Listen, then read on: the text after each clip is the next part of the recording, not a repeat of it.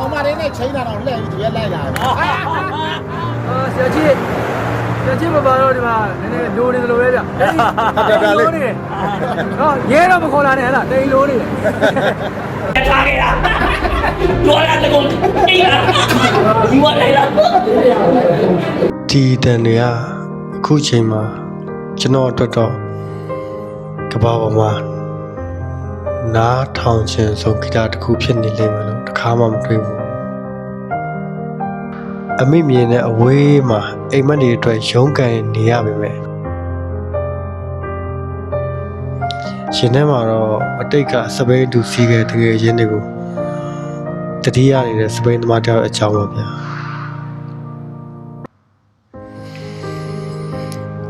ရှင်တော့ဆိုရင်ကျွန်တော်တို့ကမနက်တိုင်းဆုံကြတယ်လေ့ကျင့်ခန်းလုပ်ဖို့တယောက်ကိုတယောက်စားနောက်ဖို့စပိန်စီးပြီးရင်ဘယ်ဆိုင်မှာထိုင်ပြီးဘာတွေစားမလဲဟာတာတွေပြောမယ်ရီမောရင်းနဲ့ကျွန်တော်တို့ဘဝကိုဖြတ်တန်းလာခဲ့ကြတယ်မနက်ဆိုရင်ကိုမျိုးလင်တို့မတင်သားတို့ကခေါင်းရင်းကနေဘယ်လ်တီတန်ချပြီးအချက်ပြီးကျွန်တော်ကနိုးလာပြီသူတို့နဲ့အတူအမြဲတမ်းပဲဆိုဝိုင်းကုန်းထီကိုလိုက်သွားတယ်ပြီးရင်ကိုရှေတို့မရှေတို့ဆရာကြီးတို့မင်းသားကြီးတို့မင်းသားလေးတို့ဦးသိန်းထွန်းတို့ကိုငယ်တို့နဲ့တွေ့ပြီးကျွန်တော်တို့ကထောက်ချက်ဘက်ကိုချီတက်ကြတယ်လက်မှာတစ်ခါတလေကြရင်ခိုင်ခိုင်ကြောင်မှာထိုင်ပြီးတစ်ဖက်ကြီးကြားတဲ့တစ်ခွက်နဲ့ကောင်းကြီးနှစ်ပြက်မောင်းစားတဲ့ရတာကိုခုထိကျွန်တော်လွမ်းတော့ဗျာလက်ဖက်ဝိုင်းမှာကိုသားကြီးရဲ့ဟာသားပြက်လုံးနေကိုသားကြီးရဲ့ရေတံတွေကကျွန်တော်အခုထိနားထဲမှာကြားအောင်တယ်ဗျာတတိယရဗျာကိုသားကြီးကျွန်တော်ကအခုချိန်မှာစပိန်လက်ကင်ကိုကင်နေရမယ်စားစပွဲတော့ဖို့လက်ကင်မှာအချမ်းတစ်ထည်ပဲကင်ထားနေရတယ်မနက်ခင်းလေးအေးစားအရန်ကိုရှုပ်ရက်ခတ်ပြီး stress များတဲ့ပတ်ဝန်းကျင်ထဲမှာပဲကျွန်တော်နေထိုင်နေရတယ်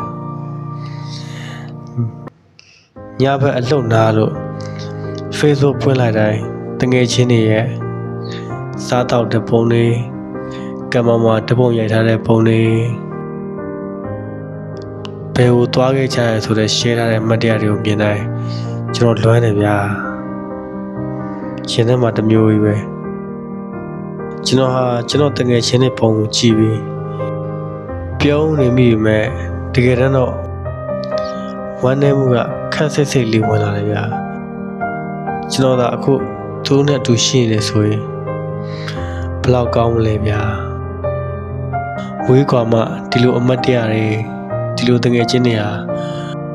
ဘလောက်တန်ဖိုးရှိလဲဆိုတာကျွန်တော်သိလာရတယ်ခင်ဗျားတို့လွမ်းနေဗျာဒီနေ့ကျွန်တော်ပြန်လာမယ်ကျွန်တော်တငယ်ချင်းနဲ့တူကျွန်တော်စပင်းပြန်စီးမယ်ကိုရှေတို့မရှေတို့သိန်းထွန်းတို့ဥက္ကန်တို့ဆရာကြီးတို့ကိုငယ်တို့ကိုတဲ့တို့မင်းသားကြီးတို့မင်းသားလေးတို့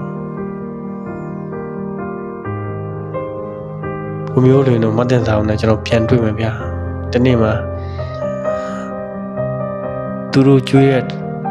မုတ်တွေစားပြီးသူတို့တိုက်တဲ့လက်ဖက်ရည်တောက်ပြီးသူတို့စကားနားထောင်ရင်ကျွန်တော်ရီမောမောနဲ့ပြန်ရည်ရှင်နေတယ်ဗျာမွေးနေ့တိုင်းမှာအလူလောက်ခဲ့ကြတဲ့ကျွန်တော်တငယ်ချင်းတွေကျွေးတဲ့မုတ်တွေစားပြီးအတူတူဆူတောင်းပေးချင်နေတယ်ဗျာအားလုံးကိုတတိယပါတယ်မောင်ချစ်ပါ Let's fight bro